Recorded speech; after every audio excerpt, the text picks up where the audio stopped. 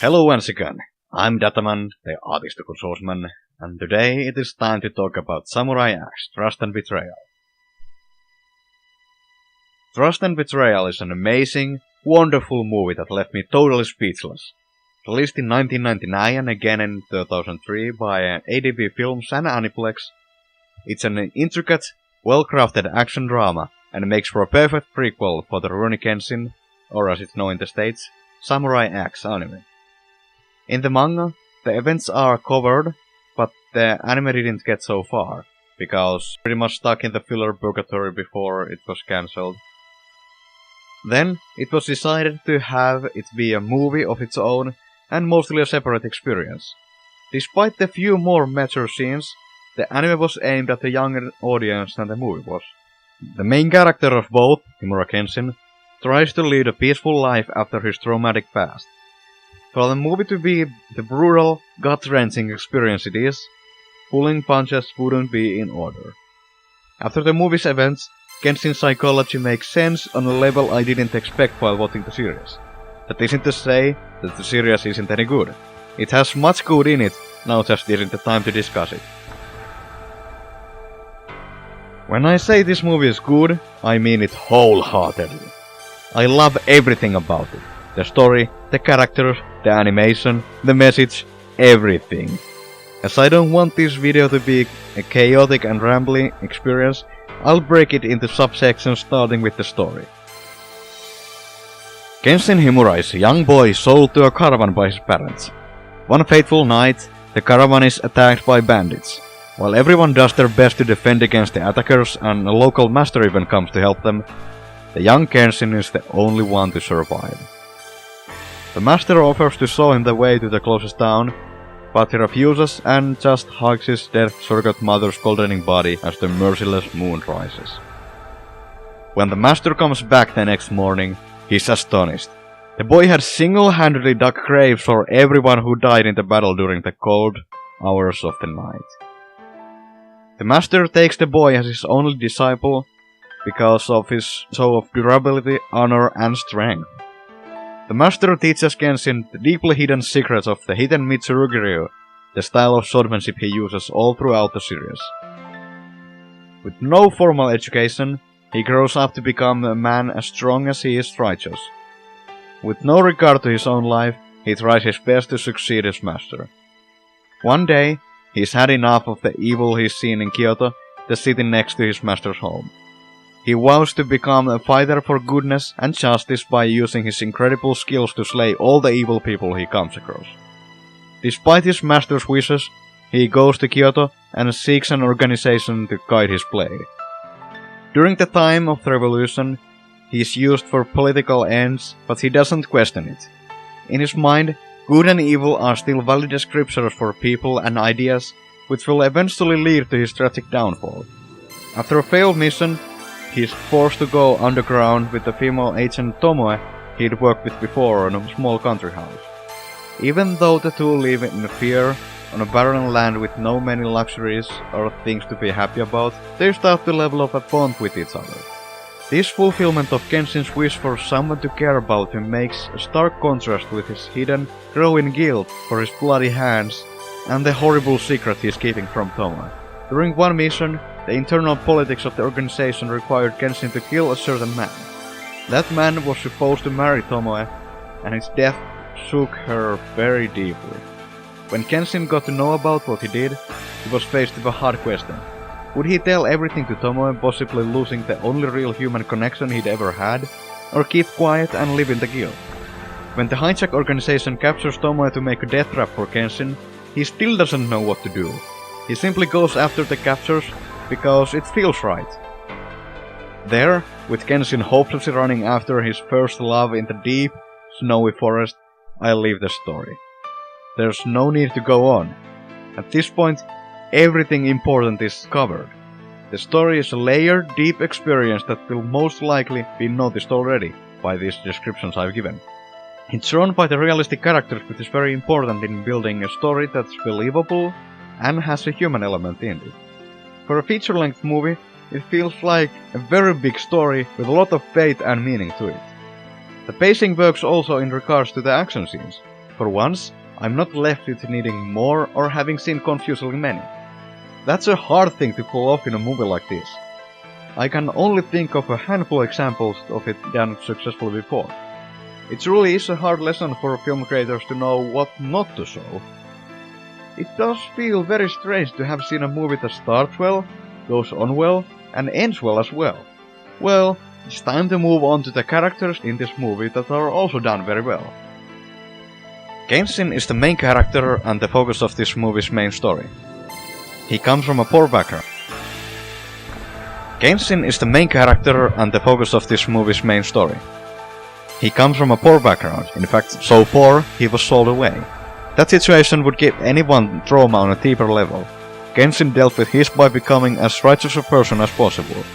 That's shown by him burying even the bandits who killed the closest thing he'd had for a family for an unknown length of time. With no schooling of any kind to his name, this physical labor is the best he can do. Where he picked up a traveling medicine guy, he might have become a very skilled doctor. Alas, the expertise he did end up getting is on the art of using a bladed weapon to kill a human. In a way, this can be seen as the general message on the perversion of good intentions. After all, some of the worst people in the history were only doing their job, and when questioned further, cited personal moral values. When Kenshin buries everyone, he is also shown in that moment to forgive those who wronged him. This makes it understandable why he goes on to become the seemingly cold-hearted killer he becomes. The forgiveness marks the point where he very early understands that ends at times justify any means necessary. His lack of healthy human relationships helps in this process of dehumanization immensely. As shown before, he's only had utilitarian relationships in his life. The parents sold him for money, presumably to feed themselves. The slave traders only fed him to keep him in shape to get the full price of him. The master decided to help him, maybe only because of selfishness. I have the suspicion because he was getting older and still had no successor. Not wanting to let the school die, taking Kenshin as a disciple was the obvious choice. For Kenshin though, it was the choice between starving to death or dedicating his life to a thing he knows nothing about and will put him in harm's way. Make of it what you will, I consider the master selfish. The unhealthy social upbringing results in Kenshin also having very similar relationship in his own personal life. He leaves for Kyoto against his master's wishes, showing that there is a personal respect between them. Even in the most generous interpretation, the only respect comes, oddly enough, from the master. The first moment they disagree on anything, Kenshin does what he wants. The master argues with him, but ultimately doesn't force him to stay, even though he very clearly could. He just prays for him to return someday. Kenshin's relations with his employers are fairly professional. Even when his peers are dying, he barely reacts. This makes it more clear he doesn't care about politics or the goal of his employers, only about doing good himself. His rival Hajime Saito is in that position simply because of happenstance. Neither tried looking for the other in the movie, they just happened to be sent into the same place by the opposite sides. Only at the very end does Saito decide to fight him personally, but even then, their initial meeting was a coincidence. This gives the events a more practical feeling. The very first person Kenshin feels actual emotions towards is Tomoe, and even that only starts because he is very shaken by an unusually difficult kill, and it takes years of time spent together to grow to any extent even worth mentioning. Since it is his first human connection, having it take time makes for a realistic and painfully emotional story.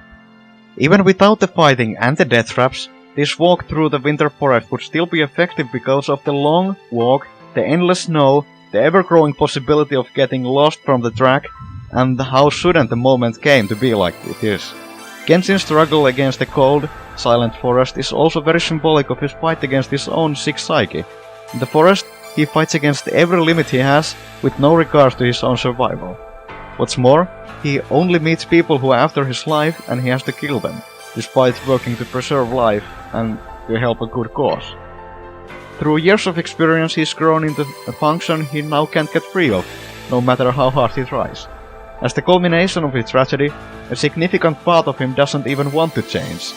For him to be redeemed, there'd have to be either a miracle or a huge catastrophic failure.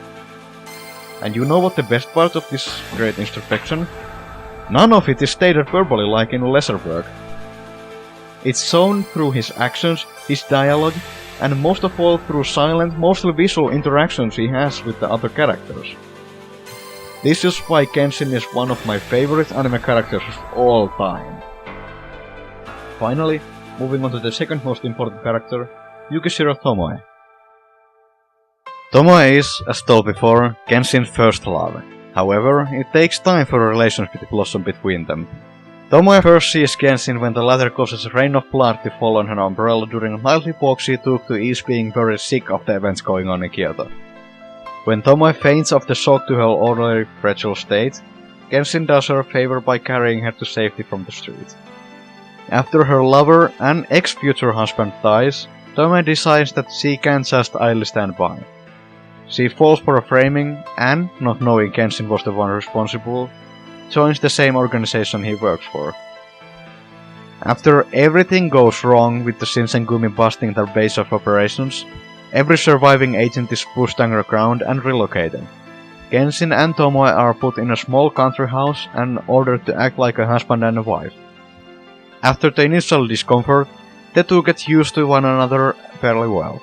One night, Tomoe is going to sleep already when she sees Kenshin sleeping back to a wall. Because she is a caring person, she brings him a blanket. When she is wrapping it around him, he snaps awake and in one swift movement has a knife on her throat. This shows Tomoe that Kenshin wasn't acting goal to get attention or anything like that.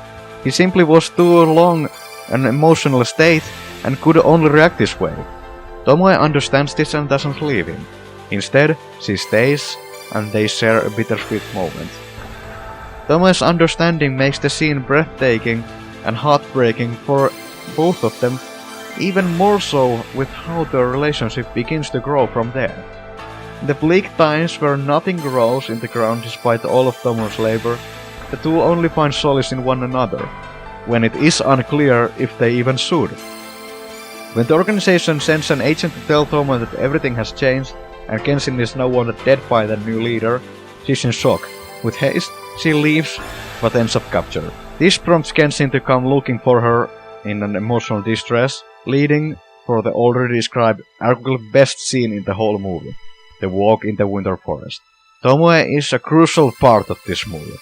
Without her, Kenshin's arc wouldn't have properly started. Even the movie would have lacked the human warmth and the wavering peace he brought to it. The name fits in this sense of innocence as well. Yukishiro translates to as white as snow. White is a color often associated with innocence, going as far as brides wearing white in the weddings. Again moving on to the Master. He's a small part, but an important one. First of all, he's the reason Kenshin's alive, not to mention him being Kenshin. Yes, the Master gave him that name.